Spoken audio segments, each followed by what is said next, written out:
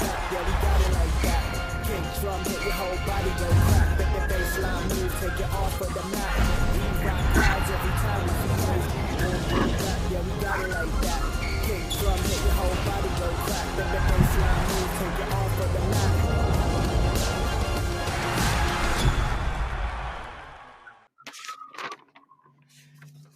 What's going on, people? For the very final time in 2019-2020 NBA season, it's time to bring you the weekly dose of the Heatcheck. And as always, it's a pleasure being your host, Jaydee Dyer.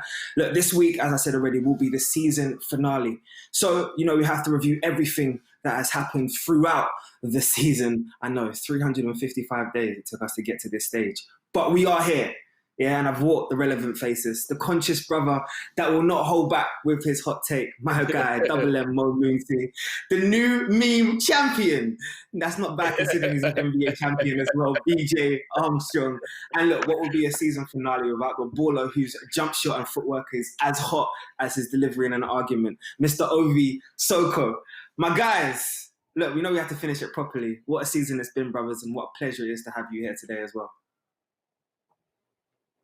It's great to be back, Jaydee. We've been away for a minute. We didn't have a heat check in a while, so I'm excited to get into this episode today, man. I know Ovie's been waiting. I know he's been waiting patiently to bring some hot takes. So, I'm with all the smoke today. Let's get it.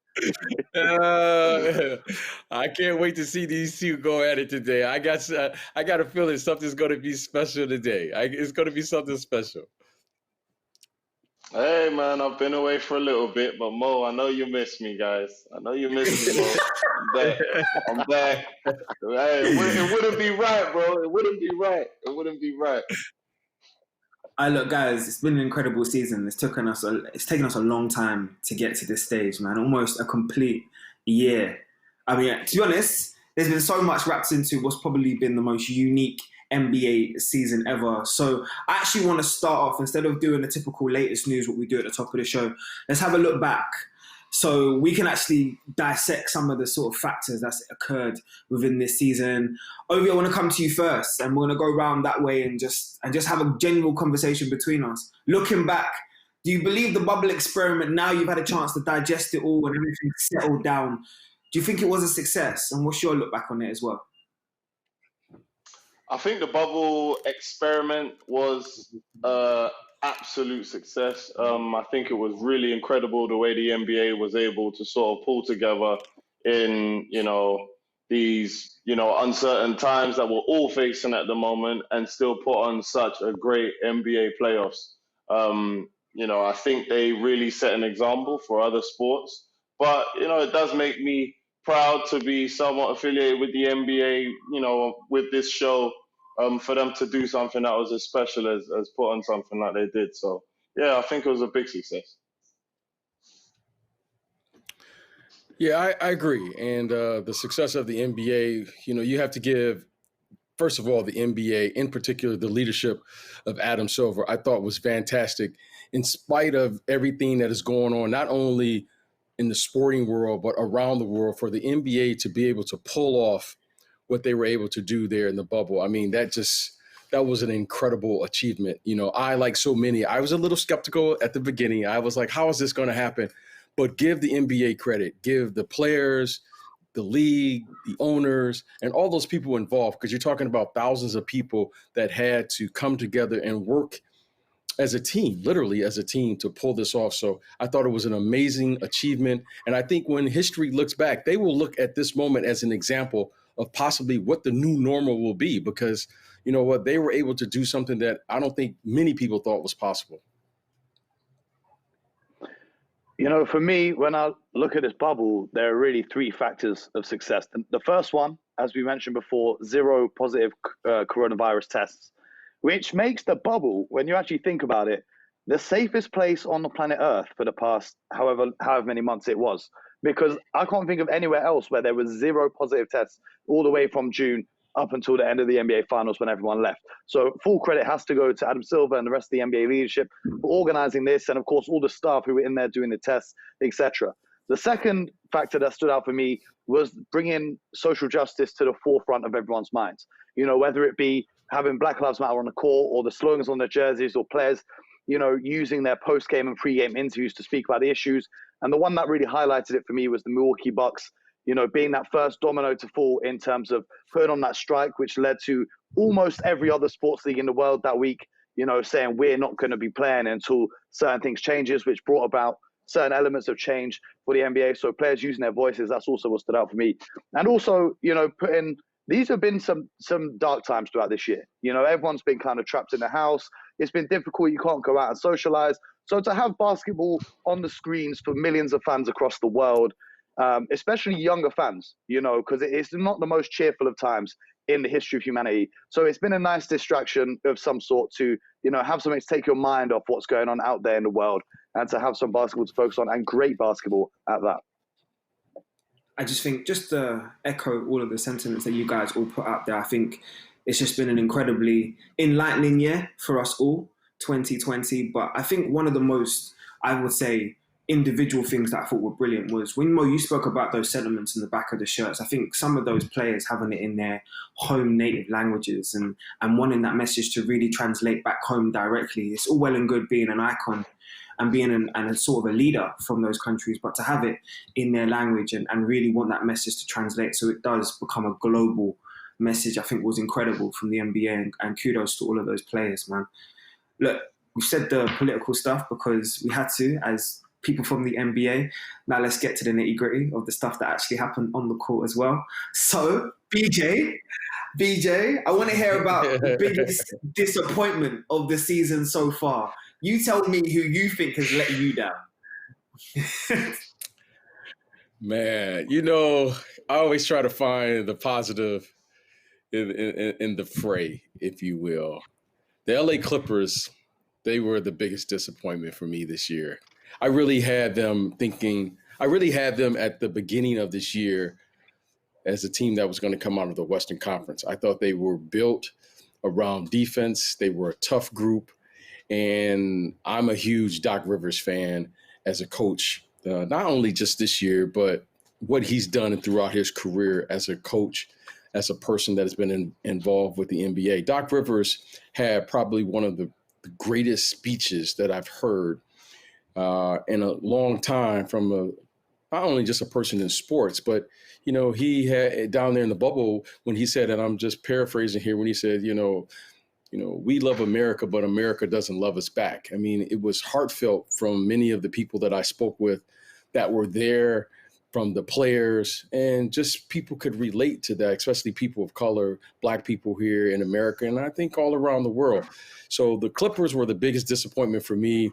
They were up 3-1, you know, in that series against Denver. And I, like so many basketball fans, wanted to see the Lakers and the Clippers this year. You know, truthfully, I wanted to see them play on a blacktop with no cameras, just going, you know, straight baller. You know, I didn't want any of this lights. I didn't want referees. That's what I really wanted. I wanted to see Kawhi, LeBron. I wanted to see Paul George, Anthony Davis. I really wanted to see that. I thought those were the two best teams this year, and I thought the fans deserved to see it. So, you know, the Lakers did their job. They got there. The Clippers were up, and they couldn't finish it off. And give the Denver Nuggets credit. I don't want to disrespect Denver. Denver played well. They came back, won 3 games in a row, which is very difficult to do, as we all know. But that was the team that I thought, the LA Clippers, that really, I was disappointed that they didn't get to the finals and meet up, because to me, that would have made great theater. There were storylines within the storylines. Kawhi he's out here in LA. He's got billboards everywhere. Everyone was waiting and anticipating that. And when it didn't happen, I needed a couple of days to recover. I just couldn't believe it.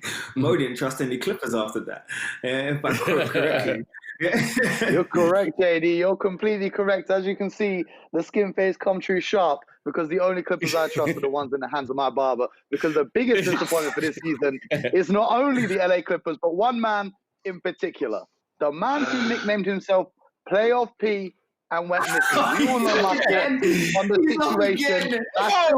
I still can't find him. I still can't find playoff P. All I'm seeing is playoff L's. So, no, Paul George and the LA Clippers, you come in and talking about this is our city now. You've got your owner spending billions of dollars to build a new arena for you. Well, if you want a new arena, you got to win something first. So, for me, I don't think there's any other answer than the LA Clippers and Mr. Paul George himself, because that, from what we saw in the playoffs, and all that they were talking about throughout the season, throughout the playoffs, they're telling Dame Lillard Cancun on 3. I was just chatting to CJ McCollum the other day. He's saying there's some nice villas out in Cabo that he's got ready for the Clippers when they need them. You can't be mocking everyone else. You can't be disrespecting them. The thing that stood out for me really with the Clippers as well is the guys like Patrick Beverley, Montrezl Harrell on the bench who were, laughing at opponents, who were like mocking people, talking trash. You're talking trash, but you're expecting Kawhi and Paul George to carry you to a championship. Drake once said, bench players talking like starters, I hate it. And you can't be running these jokes. You can't be talking all this trash if you're not going to come and back it up. So for me, if you're going to come and give it all of this chat, you got to back it up on the court. And we did not see that at all. I could go on all day. Ovie, you tell me, bro, what was your biggest disappointment this year? To be fair, I don't think there can be another choice for the biggest disappointment. I honestly don't think there can be another choice, man.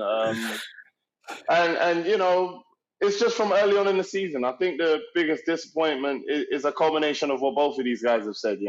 Part of it is sort of this team that on paper it has all the tools. They had the offense, they had the defense, they had all the pieces on paper early on in the season. We didn't quite get to see that team for any real long stretch of time together. So the whole time in everyone's minds is sort of like, okay, well, when the playoff comes around and all of the guys are healthy and everyone's on the floor, okay, it's going to be a completely different, a completely different story. They're ready to take on the Lakers. Everyone was sort of this mindset that, yeah, they're not worried about the regular season. Doc Rivers has stuff up his sleeve. Kawhi's just waiting for the playoffs, all that resting business and stuff.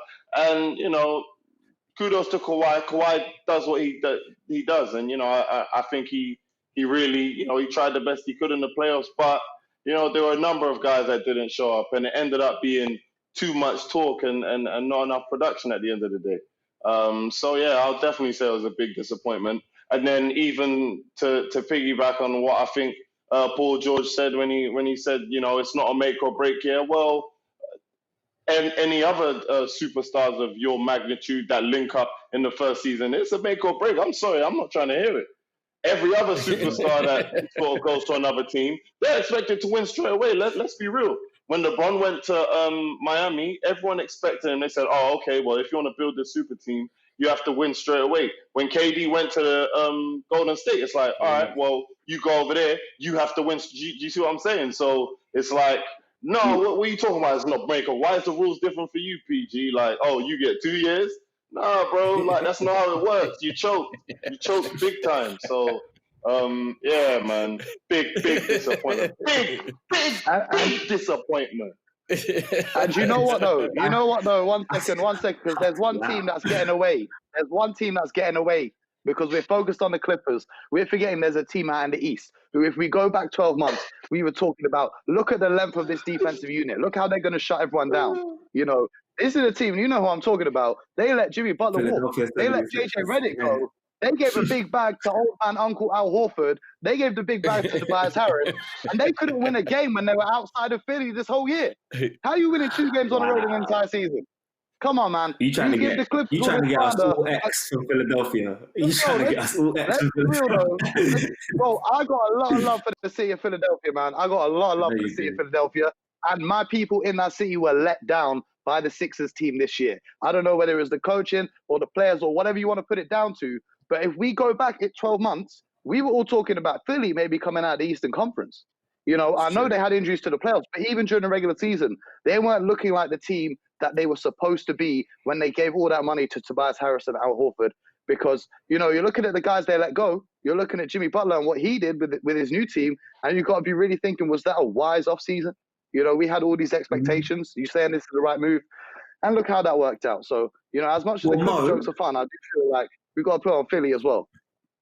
Since you got so much slander for both Philadelphia and the Clippers as well. Look, I get it. They're probably deserved as well. I have to ask you, who's the biggest surprise of the season in your eyes then? First of all, Jaydee, though, that's not slander. That's straight facts. I've not said a single thing. That's not slander. Slander, you can take the court and sue me. Hey, Mo, let me ask you this. Hey, Mo, can I ask you this? Of course. What about Milwaukee? We can't let Milwaukee just walk. That's what I want to easily walk through. We can talk about Philly. We can't let Milwaukee walk through. Milwaukee had the best record, all right? And 2 seasons in a row. And, the expectations weren't there. What about Milwaukee? I put that disappointment on Coach Budenholzer more so than the Milwaukee Bucks team. This is a coach who came to the playoffs, didn't change his game plan, didn't change his rotation. He's got his superstars playing 30 minutes while the other team's playing their superstars 40, 45 minutes a night.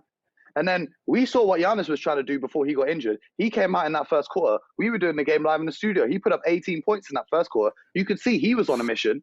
But how are you going to win a game when your coach is pulling you out to bench you for a whole 18 minutes per game? It's difficult. So I put Mike Budenholzer up there in terms of those disappointments. And of course, you're not wrong. They should have done better, but they didn't. But I can't put that down to the players the same way that I can do with the Clippers. So I need to hear the strength in your argument for the surprise of the season, bro. The surprise of the season for me, obviously the Miami Heat are obviously the biggest surprise of the season because, Jaydee, I know at the start of the year, this was one of your hot takes with all due respect to you and all credit to you. But I didn't see this coming. I genuinely didn't see them getting all the way to the NBA Finals and putting up a fight like they did. I hold my hands up and I say that I didn't put enough respect on that squad. So they are a surprise. But for me, the biggest surprise this season was the way that the Toronto Raptors coped without Kawhi Leonard. Now, I didn't expect them to be a terrible team and miss the playoffs, but I didn't expect them to be this good. I know they didn't get too far in the playoffs, but I didn't expect them to still look like a squad that the whole season long people are talking about making it back to the NBA Finals. I thought maybe they'll come back and lose in the first round or something. Obviously, they came up against the greatest franchise in the history of sports in the second round, and they took it to a Game 7, but they couldn't get out. But, all credit goes to Nick Nurse. And I think what he was able to do after losing Kawhi Leonard, that was great to see as well. I give you credit for that one, Mo. That's nice. That's amicable as well. Giving a little bit of credit to Toronto. I'm not saying there's any bad blood between them. BJ, who's your biggest surprise of the season?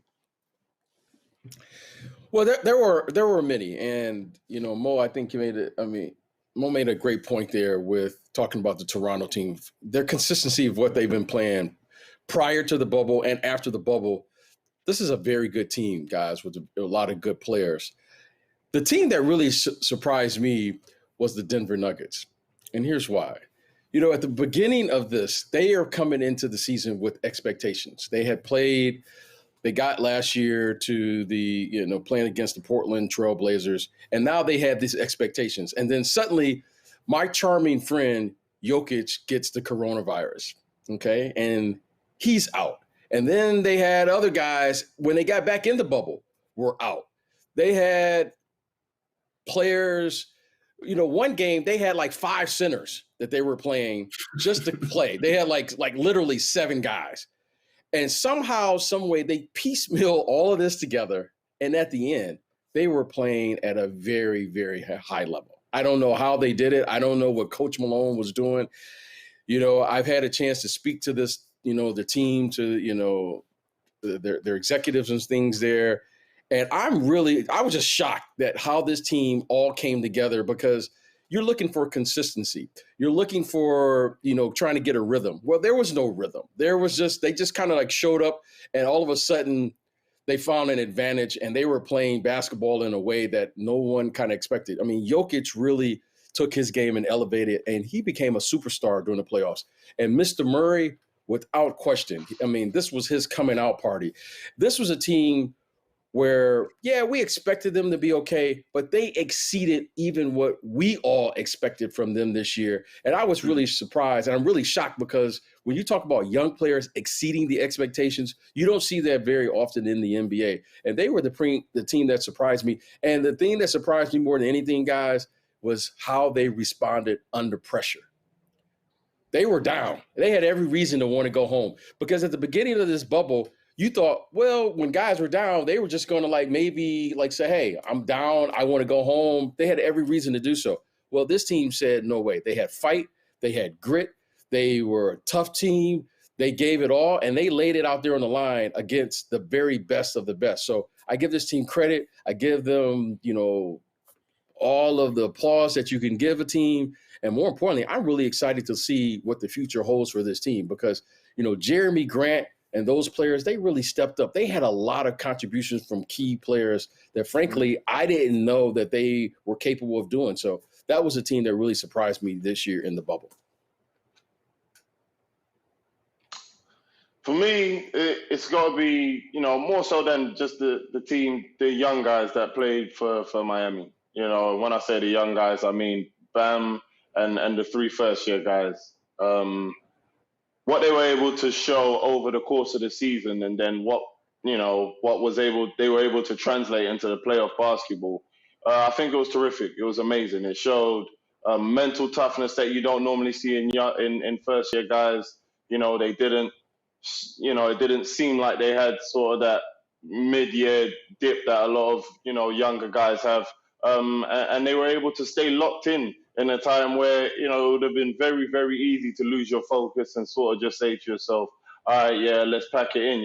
We've already overachieved and we've already done well enough. They were able to fight through to go to the NBA playoffs, finals, sorry. And put up a great fight against, 2 players that are definitely going to be in the Hall of Fame. And there's 3 number 1 draft picks on that team, besides all of the experience that they have on that Lakers squad. So, I think for me, those young guys, I think they shocked a lot of people, and they've earned tons of respect, man. Yeah. So, yeah, it's got to be the young guys from Miami for me. I think a ton of respect should go to all 3 of you as well, because it has been a very, very long season. But the consistency you've all shown throughout the year, I think you deserve your element of round of applause. But for the last time, listen, for the last time in 2019-2020 season, gentlemen, can we jump into hot or not?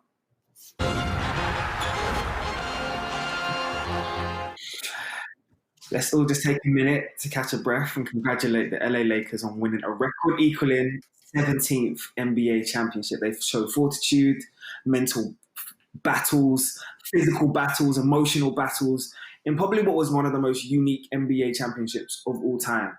However, this championship, I do not believe was as simple as them just winning it. Gentlemen, I do believe LeBron and co sent a message to the league. And Ovie, I want you to really take in my first hot take for today. My belief now, looking at the chemistry issues that's surrounding all of the other rivals, including the Bucks and the Clippers, and the uncertainty that's surrounding the Nets and the Warriors, the Lakers will go back to back. Cold take. I say that not because I doubt their ability to obviously perform. They've got the right pieces. They've got a very deep team, in my opinion. However, the off-season trades still have to go through. You know what I mean? There's still going to be quite a lot of movement around the league. On that West Coast. Portland, they're getting back healthy. I think the Warriors, they're going to be a different team next year. There's a couple players that they might not have performed up to their potential last year. The Clippers, as much as we talk about them, they're going to be, they're going to be hungry next year. I would hope so. You've got a Dallas team. As long as Porzingis can get back healthy, they're very dangerous. Like that West Coast, I think is a minefield. So to say that they're going to get through the West and then go on to win a back-to-back. Right now, for me, I can't say that, man. The second one is always harder than the first one, and the third one is harder than the first two. So, yeah, it's... Mo, this is a franchise that's been ingrained with winning, yeah? But if you're a modern NBA fan, you'll remember that 21-win season in 14-15. You'll remember that 17-win season in 15-16. You'll see the 5 coaches that's come through in 8 seasons following Phil Jackson's departure. But this Lakers team, the fundamental of it is still winning as a franchise. Tell me, do you believe in my thoughts that they will go back to back? Try and leave your bias as a Boston fan out of this. You know, I'm gonna give it to you straight, Jaydee. Like as a Boston fan, I don't want to see them go back to back. But you know, this is the thing with the Lakers, right? They're the reigning champions, so they've already got the momentum boost. And this is what people are not realizing. They have 2 players on their starting 5 that are first team All NBA. If we go and look at NBA history, the only times this happened has been Magic and Kareem, Bird and McHale, and then Kobe and Shaq. And of course, Steve Nash and Amari Stoudemire, but we don't need to talk about that one because, you know, that's a whole nother story with the 7 seconds or less not working in the playoffs. But think about those other 3. Let's ignore that one for a sec. Sorry, Ovie, we ain't going to talk about Phoenix Suns right now. I was about to say, man, show some respect, bro. You know, we're talking about 2 guys that are all NBA first team. So, you know, we're talking about, Ovie, you mentioned the other teams making moves in the league and the bench depth and all that sort of thing. But when you've got those 2 foundations, those 2 pillars that are performing, 2 guys that are in the MVP conversation, that's going to be pretty hard to stop. And then we add to this. Look at the guys that they can acquire in the offseason. You got guys like Danilo Gallinari, who's saying he doesn't care about his contract. He wants to come out and get a ring. You know, you've got a bunch of other guys like Goran Dragic, who's now a free agent. We've got Serge Ibaka. We've got DeMarcus Cousins, who's now healthy. We've got Spencer Dinwiddie, who's looking to make a move from Brooklyn. Then you're hearing all these rumors about the Lakers. They might be able to trade for Chris Paul. They might be able to trade for Derrick Rose. Their team is only going to get stronger. I don't see a way that their team gets worse. So if you're the reigning champion and your team gets stronger, oftentimes we see teams not repeating because key players retire or key players leave. But now with the Lakers, I don't see any key pieces moving on. I see them bringing in reinforcements and getting better and better. So, you know, I quoted Drake earlier when we were talking about the Clippers. I'm going to quote him again. I'm saying they're going back to back. Back to back. Hey, wait, but hey, look, hey, Mo, I take my hats off and hey, what you said is true. However, you know, LeBron at his age, he did get a couple months off. You know, for a guy like LeBron James, that's perfect. That's ideal.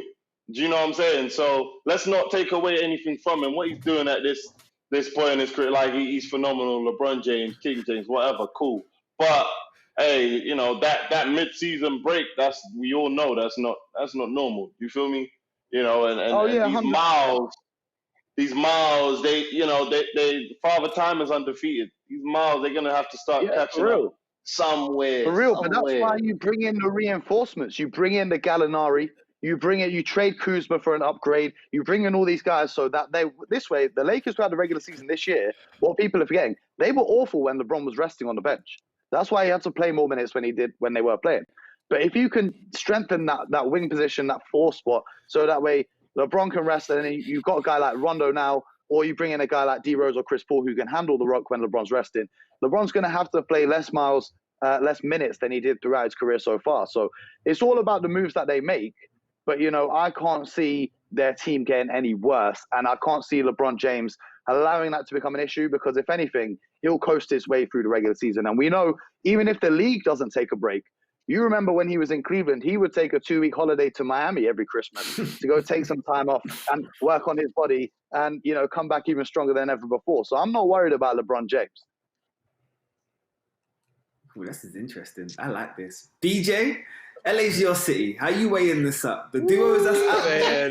How are the Lakers shaping up in terms of championship favorites for you? Well, I'm going to say this, and looking at it from my agent hat, if we will. First, I think when I look at the construction of this team, they have 2 elite players, clearly. 2 top 5 players, in Anthony Davis and LeBron James. The thing that concerns me about and repeating is who is the core unit for this team. And anytime you add key pieces to a core unit, right, you're always going to have some issues because you need time for this to come together. You know, the Lakers all year were counting on Kuzma to be that third scorer. And that really didn't happen for them this year.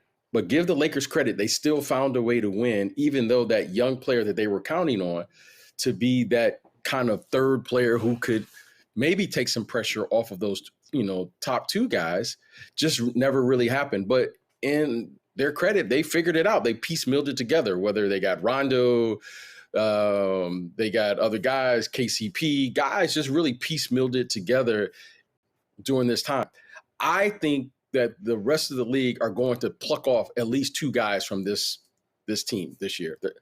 Rondo isn't going to be in high demand. I think other teams will pluck him off. That's why I don't think he will return, because someone will give him what I call that veteran, what all veterans are looking for, that 1-year deal at a high number. I think for sure he is going to get that, right? Whether it's the Clippers, maybe he goes to Philadelphia or what have you. He is in position to do that. And I think Dwight Howard has finally played himself to where he's going to be in demand this year. And I think he will not be back with the team. Now, I don't know what that means for Danny Green. I don't know what that means for KCP. I don't know what that means. Now they're going to have to figure out how to replace that. Do they trade these people like Kyle Kuzma and try to get a piece in? And then really, everyone's talking about, Chris Paul. Well, Chris Paul is making guys the last 2 years of his deal, he has 3 years remaining, over $40 million. To get that trade, you're going to have to deplete your entire roster to just get that, to be able to acquire that. So this isn't as easy as they say. I know there's a lot of things going on. They're talking about this player, that player. Everyone's chasing a ring. Well, let me tell you guys, as an agent, no, what they really want is that money first. And then if they can't get it, then you put your spin on it and say, yeah, I came here for the ring and all those things. So I think this offseason is going to present some really unique problems because we don't even know the salary cap as we speak today. We don't know how teams are really going to be constructed, and we don't even know how many games they're going to try to play 82, but we don't know. So there's a lot of unknown things here. I think the Laker fans, who have a huge base, are going to, of course, everyone wants to come to LA, but there's a lot of uncertainty going on with the players, the executives, the teams, how you're going to build a team, and more importantly, what's it going to look like next year? Because we don't know financially if people are even going to be in the building. And what is that going to do? So I hear it. I think I'm giving the Lakers all the credit. They were able to become champions this year in this environment. Give them the credit. They navigated this bubble. They navigated the season that stalled. But next season, guys, is going to present some different problems. And I think the team that is already together that can possibly get themselves back on the floor, like a Denver, because Denver to me did something that was, they didn't resemble a team at all, but they played great team basketball. So I think they have an advantage. I think teams who don't have to make a lot of changes, especially this year, will have an advantage, but we'll see how it plays out. So going back to you, Jaydee, I don't think that's a hot take for the Lakers, because the Lakers know that they have to improve in a lot of areas. They have to improve, and they have to count that they're going to probably lose some players, whether it be in free agency or have to make a trade, because you can't continue to ask LeBron James. At some point, we don't know when, at some point, this young man has to slow down. I don't know when it's going to happen. He looks like he can play guys 5 more years, but at some point, he's going to have to slow down, especially during a regular season where you're talking about grinding that 82 games. I don't know when it's going to be, next year, the year after, but you just can't keep asking him to do this over and over and over again.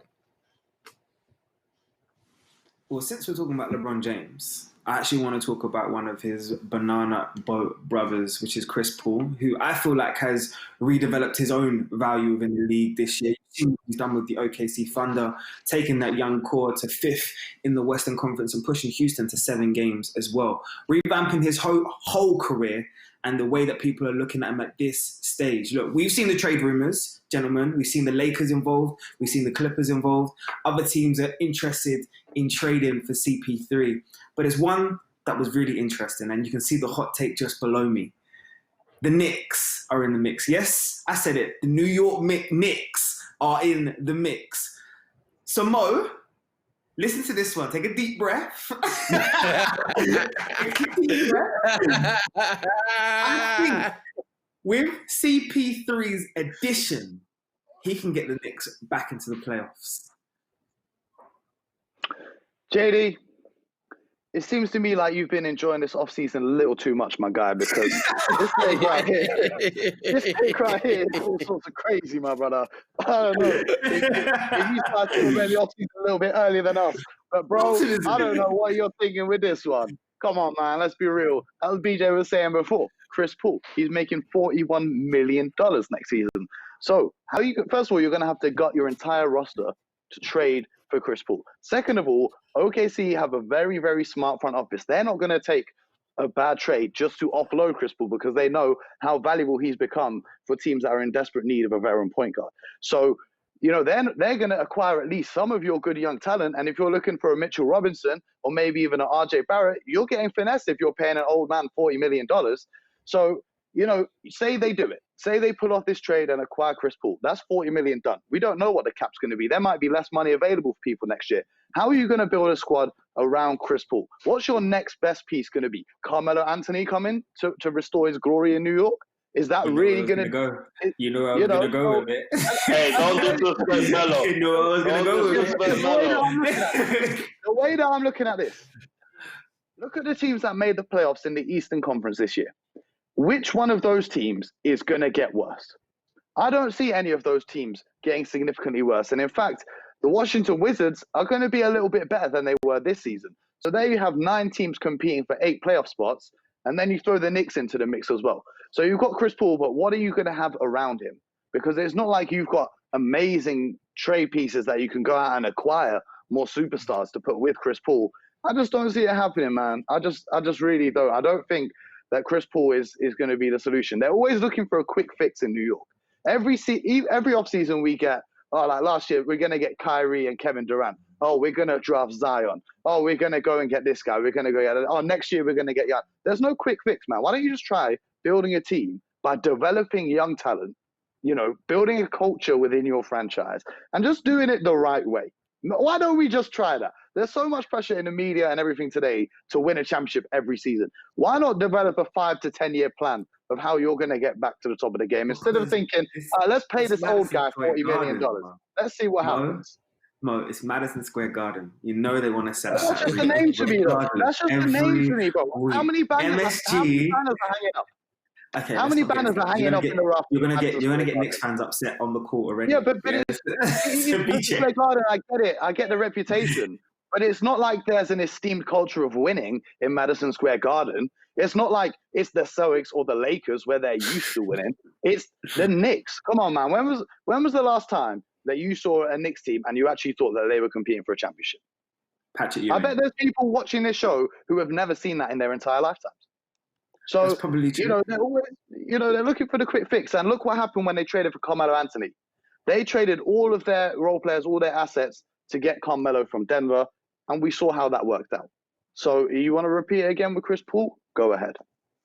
But if there's anyone that can pull this off, BJ, it's the Knicks president, Leon Rose. You've seen how open he's been already to signing Carmelo and also combining it with the young pieces, with their sort of leadership together. Do you believe in the hot take that CP3 can lead the Knicks back to the postseason? No, absolutely not. I big up Leon Rose. I big up everyone on the way. Yeah, there's absolutely no way. The construction of these teams today in this climate, okay, not only do you talk about, let's just say normal circumstances, you're talking about in a climate now where 40% of your revenue may not even be in the building next year. Those are the fans, guys. And then you're talking about, it's one position that I feel very comfortable talking about is the point guard position. And the point guard position is the position where I understand more than any other position. And it's one thing that happens to all point guards. As you age, you lose your speed and you lose your quickness. At some point, Chris Paul is going to start to decline, and these guys, Ja Morant, and these guys feel like they get faster and more athletic. Well, Chris Paul isn't 6'5", where he can start playing big all of a sudden and start playing a different way. That was Magic Johnson's and the Kobe Bryants and Michael Jordan, well, they were already 6'5", 6'6". They lose a step or two, they can depend on and rely on their length to take some of that, take some of that speed and quickness that they lose as they, advance in age. Well, Chris Paul can't do that. Chris Paul is already 5'11", 6 feet. So I think this is a very tricky situation because we are looking for a quick fix, but that's not the answer. And the reason it's not the answer is because the other teams that will trade for Chris Paul is going to deplete the Knicks.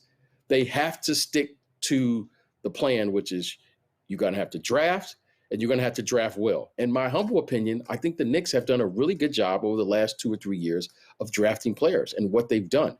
They don't have any long-term contracts. I know the Knicks fans don't want to hear this, but if you want to really put yourself in a hole, trade for Chris Paul, be married to that contract for the next 2 years, and then figure out how you're going to get literally minimum players to come play in New York City. I don't think that's happening. I don't think it's happening. It's just a math problem. I love Chris Paul. What he did this year speaks. Hey, Chris Paul was excellent. His leadership, he integrated his talent with those younger players, and another team, we could have said they were the surprise team. No one had Oklahoma this year to get to the playoffs. They play well. But now trying to build around Chris Paul as the main cog at this stage, under this cap, in this environment, Jaydee, you're my guy. But I can't buy that with my friend. I can't buy that one. Yeah, I got it. Hey, Jaydee. Hey, I can't do that. I got to shake my head. I can't do that. And I just can't do that. And I think Chris Paul knows that. He knows that. Ovie, talk to me. Are you going to be a clean sweep or are you going to give me a little bit of life? Look, I'm seeing CP3 able to maybe replicate the impact he had last season with OKC and producing it in a weaker Eastern Conference. Are you seeing the vision? Are you seeing this as a hot take? That ain't it, Chief. That ain't it. That ain't it, Chief. Hey, no, I'm going to tell you like this. Both of these guys make valid points, but something that Mo said that is true and something I harp on quite a lot about, it's about the culture. It starts with the culture. Now, we look at OKC as a team that might have overachieved, but let's not get it twisted. This is a team that's been built on a very, very solid. They have a very solid culture. They have a solid foundation. From when they first moved to Oklahoma and they had the talented young free guys, Harden, Westbrook, and KD, and then Ibaka also. They had an extremely rich culture over there. Those are guys that are hungry, that wanted to win, and I think. If you look at that and move on down the line, even Donovan, he's come from Florida, from a winning culture. He's a winning coach, so he knows how to play the right way. So there's a lot more to it, I think, than just necessarily trading for Chris Paul and bringing him in. Yeah, he's an extremely talented point guard, and he worked wonders for that team this year. But I think it was one of those situations which is pretty similar to the situation down in Miami, where you have an extremely high-level player that he moves to a team where, okay, he fits into that organization gets him and what he's about, and they allow him to lead.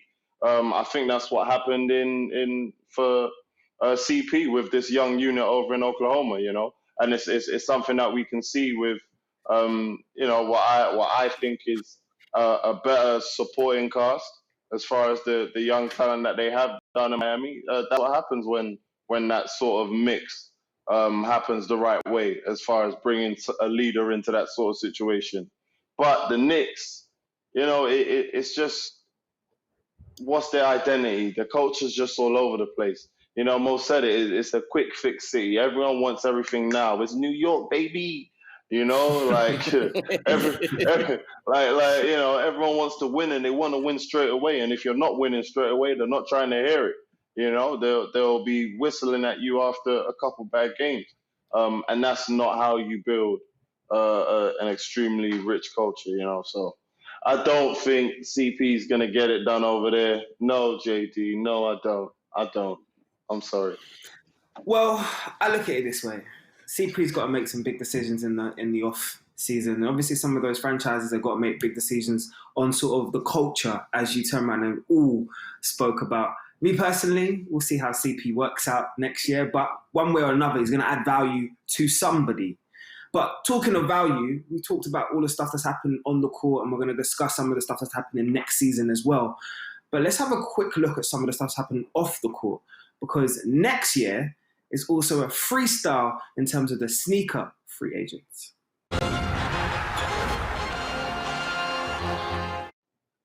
Look, the NBA is a little bit deeper than just how high you can jump or how much you earn or how far you can shoot from. Marketability is a big value in this league.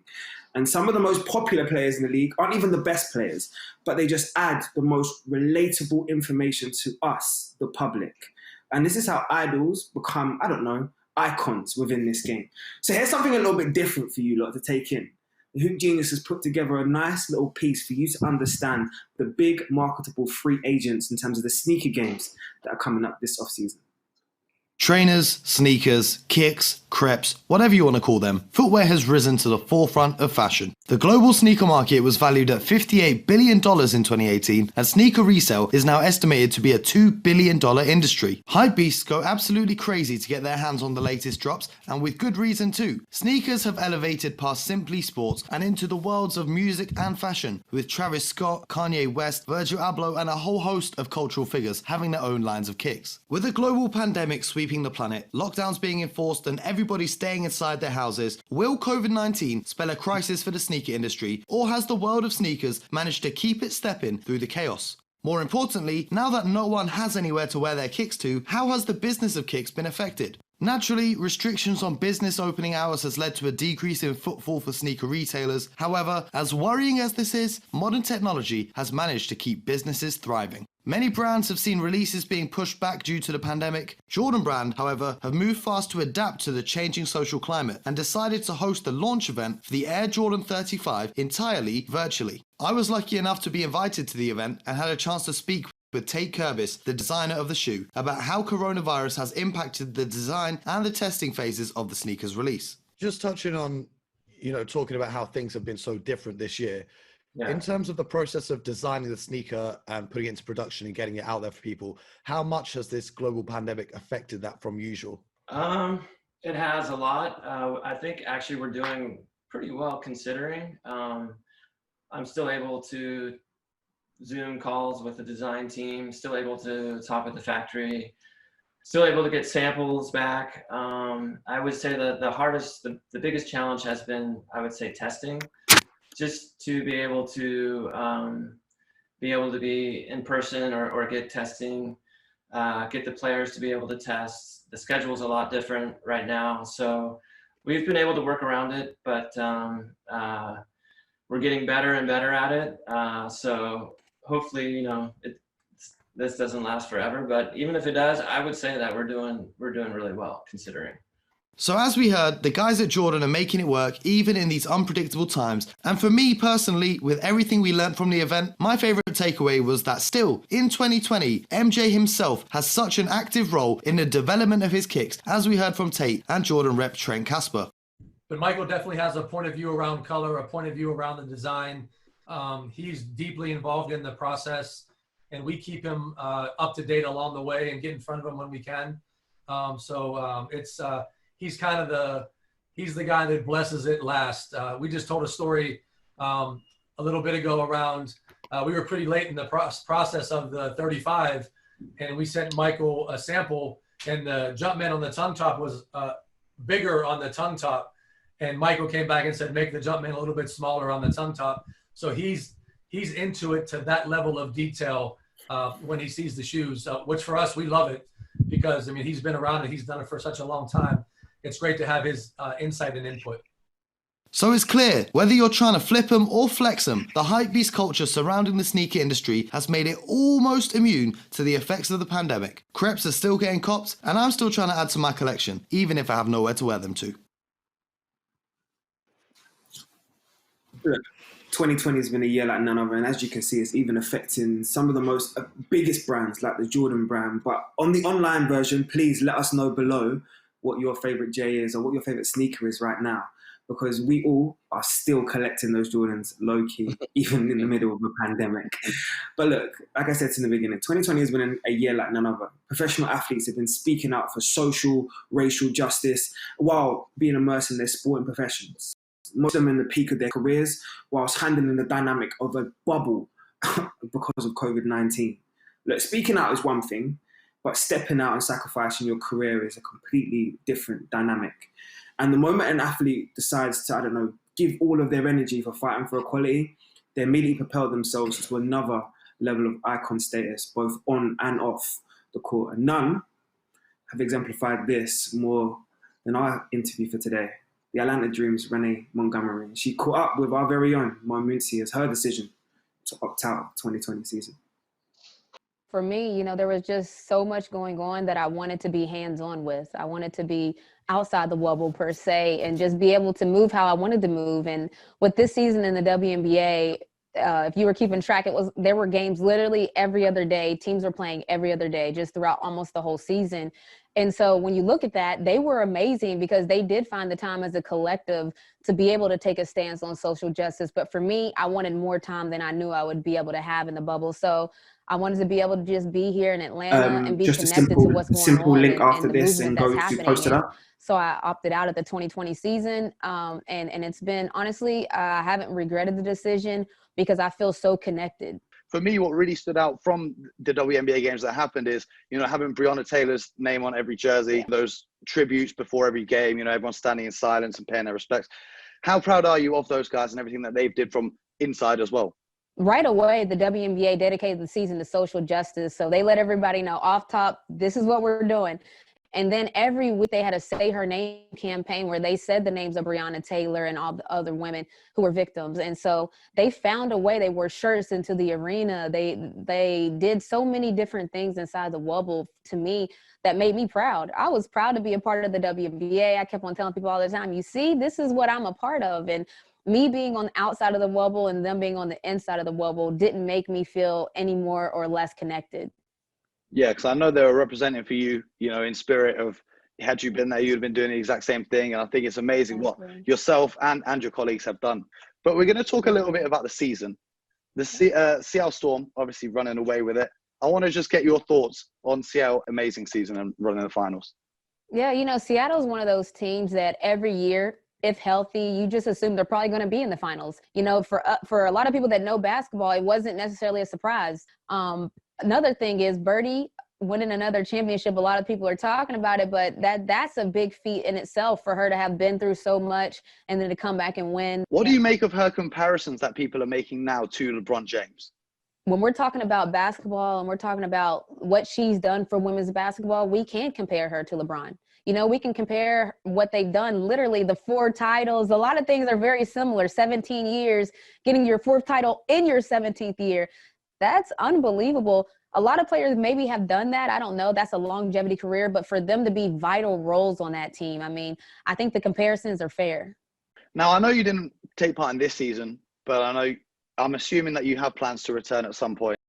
Yeah. Because I know, as a hooper, you can't leave the game alone. Have you been, working out with trainers, or have you been playing any of the WNBA on 2K, to keep your skills sharp? I want to know what your routine is right now. I got to get into it. I got to get into 2K, but I would say, even a lot of people were shocked, when they saw LeBron watching footage of Jordan and saying, getting prepared for next season. Everybody's like, yo, you just came off of a win. And people don't understand mental preparation. Like, that's a big part of the game. Like, there's so much physical that you can do. And even right now in these COVID times, honestly, I've just been making sure that I keep my body in good shape. I just make sure that I don't let myself get too out of shape. But as far as the mental aspect, when I watch the games, this is probably the first year where I've enjoyed basketball just as like the casual fan, like in a sense of I'm not breaking down the plays and I'm not breaking down, oh, this player goes left every time she catches it. And then I'm not doing that. And so I say that to say, sometimes I get into sessions where let me rewatch this game. I want to see what happened. And to me, that's a form of staying prepared.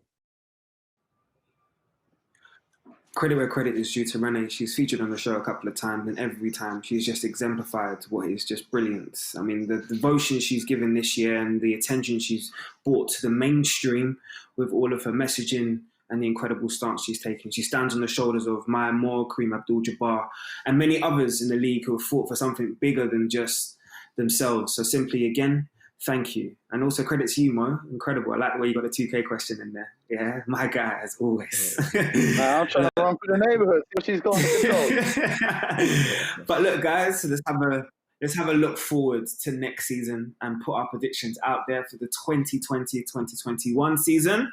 Let's jump into Post It Up.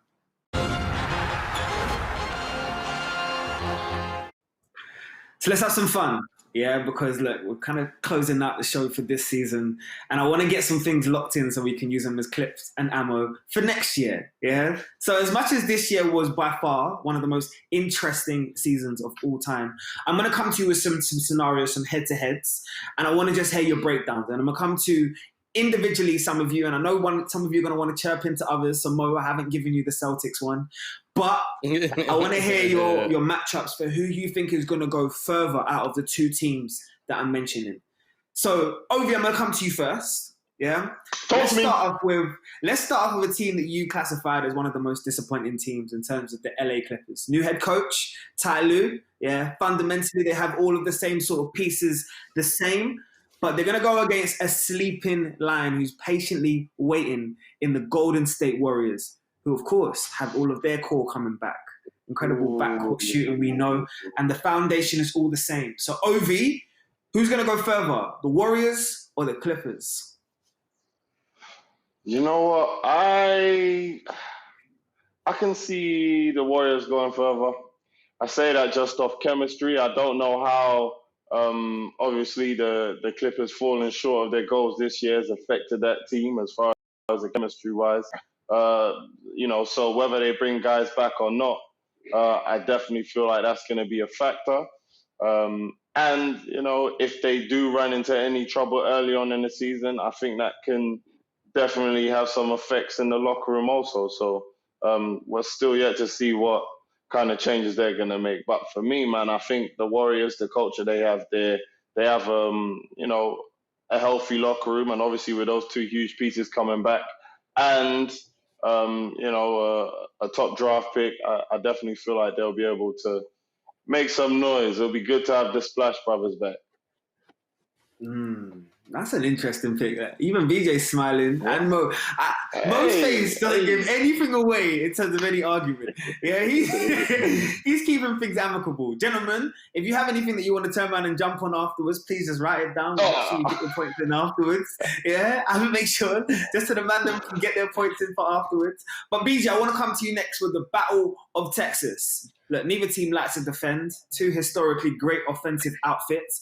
But at this stage, probably at different stages of their franchise direction. But in a packed West, who's going to do better?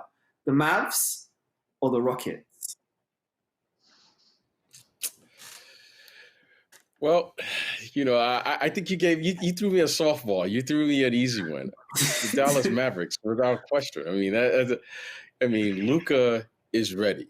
Now he's ready. I thought he earned his stripes this year. He took on, the physicality of the game, and he did it ahead of schedule. The Dallas Mavericks this year had an opportunity to play in the playoffs, and they had an opportunity to compete at the highest level, and they were able to experience and have a positive experience, minus Porzingis, for the most part, because he was injured doing that that stretch when against the LA Clippers. So I'm really comfortable with saying I think the Dallas Mavericks this year, this is an important offseason this year and next summer for them, because they are in position to really, I think, attract a big time player. I think they are in position because Luka Doncic, as I said, guys, earlier, he's a top 5 player now.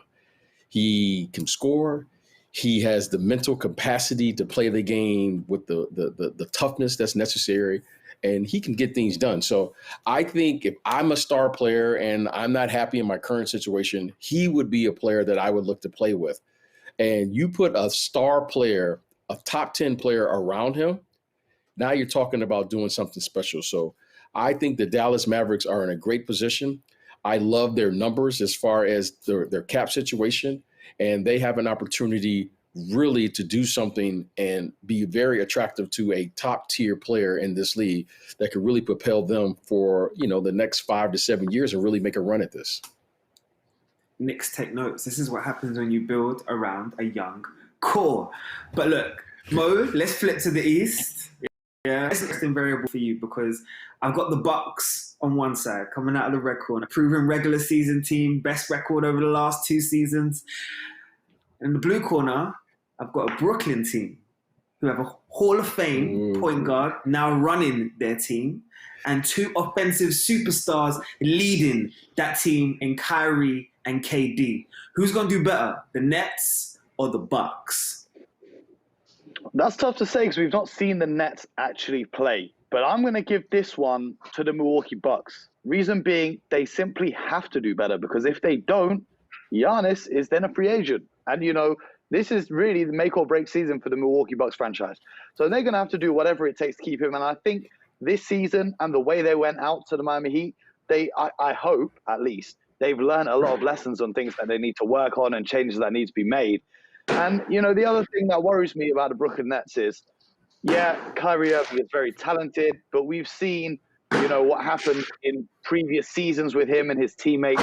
They didn't get along too well. Even this season, when the Nets started winning when he wasn't playing, he came out and he was doing interviews saying we need to get more pieces, even though Spencer Dinwiddie was leading his team to dubs with Kyrie out injured. So then you've got Kevin Durant coming back and, he's coming off an injury, but I'm not too concerned. He's one of the most talented scorers I've ever seen in my life. And, he's an undeniable talent.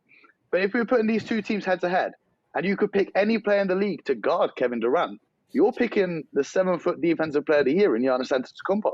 So, I don't know if KD will be able to dominate. If it's those 2 going head to head in the Eastern Conference Finals and you've got Giannis guarding him, I can't think of any better player in the league that I would rather have guarding Kevin Durant. So, also defense worries me with Steve Nash being the head coach. I don't know how that's all going to work out. So I've got to give it to the Bucks because as you were saying, that's making themselves a very attractive destination. And we could have a little European link up over there in Dallas, man. I'd love to see it. Okay, say no more. BJ, because you're a great basketball mind, I want to give you this next one. Yeah, this is an interesting Eastern Conference matchup that I feel like we watched this year with 2 of the best minds in terms of head coaches and Brad Stevens versus Nick Nurse. Yes, I am talking about the Raptors or the Celtics. Looking at the depth, who do you actually see going further out of those 2 outfits next season? Celtics. The Celtics. The Raptors are in a very they're also another team that is in a very unique situation because of the age of their players. There's a great possibility that they may lose Serge Ibaka. They may lose Marc Gasol. They may lose Kyle Lowry this year just because of their age. Not because they're not good players, because of their age. At some point, they're going to have to get younger to be able to compete and begin to look at the future and let these young guys develop and be the players that they all think they can become. So, I think Fred VanVleet will be signed this offseason, if not this offseason, next, depending on what he's going to do as far as financially. And then I think Masai, the president there, is going to have to look to get younger. He's just going to have to get younger, and that means he's going to have to allow some of those older players that I just mentioned to move on, not because they're not good players, it's because they don't meet the timeline that's necessary to build a team. So I think the Celtics are in a position this year to really do something and do something special, provided they have an offseason where they can address their most critical position. They need to really figure out what they're going to do at the center position. I think they need that one player who can play what we call vertical basketball, who can defend at the rim and can finish over the top of the defense if they're going to take the next step. They need that one player who can give them something or an ingredient that they currently don't have. Everything else I love about this team, they have athletic ability, they have scores, they have toughness, but they don't have that vertical player who can play in the center position, who can really change the game when they play against bigger, stronger, more athletic players. Mo, I've left this one off for you on purpose because I like this one and I want to hear your take on this one. Look, my biggest disappointment in the bubble was this Philadelphia 76ers. But they have a new direction now. Yeah, Doc Rivers is the head coach. 2 new stars, can be revitalized behind Glenn Rivers. Yeah, we have to give him his proper name at this moment in time. So, look, Joel Embiid, Ben Simmons with the Philadelphia 76ers, and now Doc Rivers versus the biggest surprise of last year in some people's eyes, the Miami Heat, the cultural setters that is down in South Beach. So you tell me, yeah, who's going to go further? The 76ers or the Heat? Man, now the obvious choice here would be the team that made it to the NBA Finals rather than the team that got swept away in the first round. But having said that, I'm going to throw a wild card here and say the 76ers. Reason being, the Heat, they're going to lose Dragic, who is their leading scorer in the playoffs. Well, they can re-sign him, but he's a free agent. I personally don't think he'll stay. He might, but you never know. And the thing is now, the Heat caught a lot of teams by surprise. I don't think anyone was expecting Tyler Hero to be able to go off for 30 points in the playoffs. I don't think anyone expected Duncan Robinson to have such a great season. I don't think people expected Kendrick Nunn to come out like this. I just think that teams are going to be better prepared for the Miami Heat. You know, they're going to be, you know, oftentimes when you win a championship, there's an X marked under your name on the calendar. That team's all gearing up. But I think teams in the East are going to be looking at Miami the same way coming into this season now.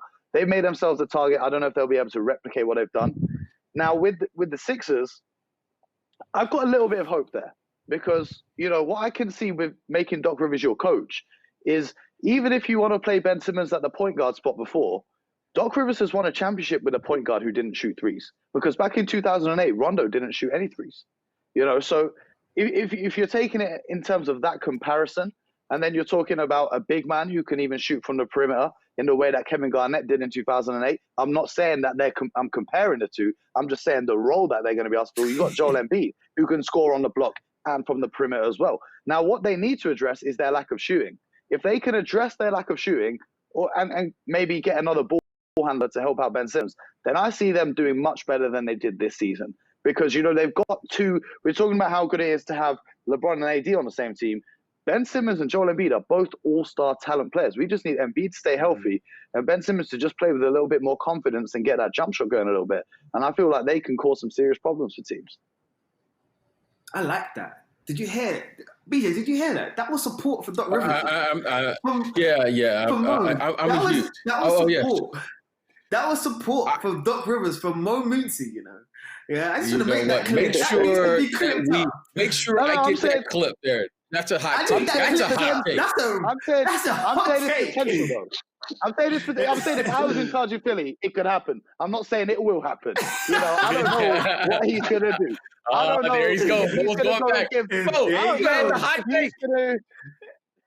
I don't know if this man's gonna go give Montrezl Harrell another 35 minutes a game when he should be playing someone else. I don't know if he's gonna do what he did this year with the Clippers, but that remains to be seen. But I'm just saying they've got the pieces there. Whatever meal he makes with those ingredients, that's up to him. You know, I'm just giving you the Gordon Ramsay. I'm giving you what the dish should be. No, I'm not cooking it. So that's up to Doc. Ovie, close me out, yeah, because I've got two now what I would call the comeback kings in this bubble. I loved what the Blazers were able to do, reintegrating those big men back down in Portland. They really added something to that backcourt as well with Dame and CJ. And then you look at the growth on the flip side of the Nuggets. You've seen Jamal Murray, you've seen Jokic, and that young core is going to be a problem for many, many seasons to come. So who is your tip for next year? The Nuggets or the Blazers? I got Nuggets, man. I got the Nuggets. I just think with a superstar like Jokic, the way he plays, the way he's able to, make plays for his teammates, basically they can run the offense through the five man, which is something you don't see. You don't see that very often, you know, and they can run the offense comfortably. And with the emergence of the young cat, he played extremely well in the playoffs. I forget his name. Name's just got out of my head. But with the emergence of some of their young players, I think they're going to be a problem next season. You know, guys gaining more confidence. I think the bubble was definitely a confidence booster for a lot of young guys because you're not dealing with fans. You're really it's almost like playing a scrimmage behind closed doors. Do you know what I mean? So I feel like that was a huge confidence booster for some of those guys. But not to say that I don't feel like Portland would do well. I do feel like they'll come back and do well. But I just feel like the Nuggets they're onto something. They're onto something. I can see the Portland Trailblazers going to the playoffs again and maybe running into some issues. But, I feel like Denver could maybe be a dark horse. Producer Joe, I need all of this stuff clipped up because I have a feeling that some of these predictions are going to look very interesting when it comes to next year. Every prediction I need clipped up. I need those stuff clipped and I have them on deck ready to reel out whenever necessary. But look, gents. Clip it up, take a picture. I don't care. All right, look, let's close this year's Heat Check with our final segment, of course, Buzzer Beater.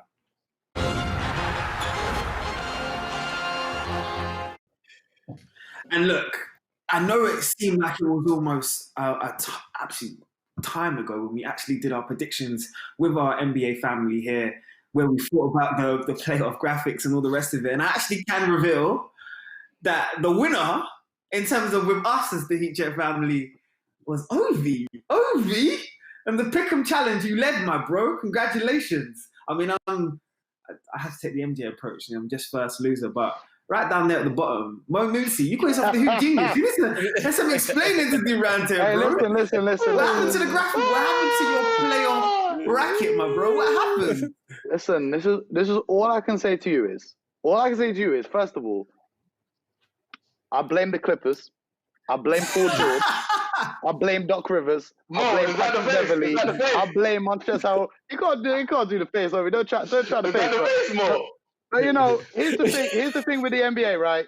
This bubble season was the most unpredictable season that I've ever seen as a fan of the NBA. So the fact that all my predictions were wrong, that makes me happy because it means we saw the most entertaining and interesting basketball that we could have possibly seen inside of that bubble. So I'm glad to have lost because if all my predictions had been right, it would have been boring for you guys. It would have just been nothing but a victory lap. Hey, Mo, Ovie holds the L not every week. He can hold the dub in the playoff bracket challenge. I'm happy for you. Mo, you need to get a job in PR. You need to get a job in PR because that excuse was phenomenal. It was amazing. It was absolutely amazing. I'm telling you, most of the time, I have to give a quick shout out to Abbas0824 who actually won the overall playoff bracket with the Heatcheck family. So congratulations to yourself, my bro. I see you active on the Twitter timeline, so obviously you do know stuff about basketball and somehow you was able to predict this unpredictable season.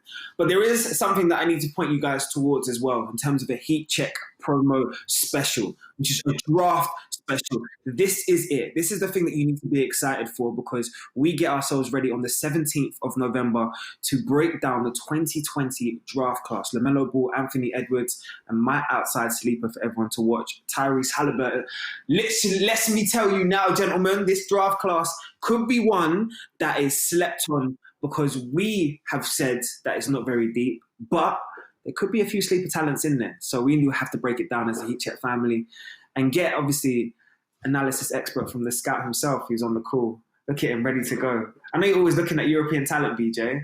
I know you're always ready. So we'll give you our insight, all ready to go. 17th of November, I'll remind you again, we'll have that special. Right. But there's not much left to say, gentlemen. It's been a long, long season. We can all start our annual leave for a short break, right?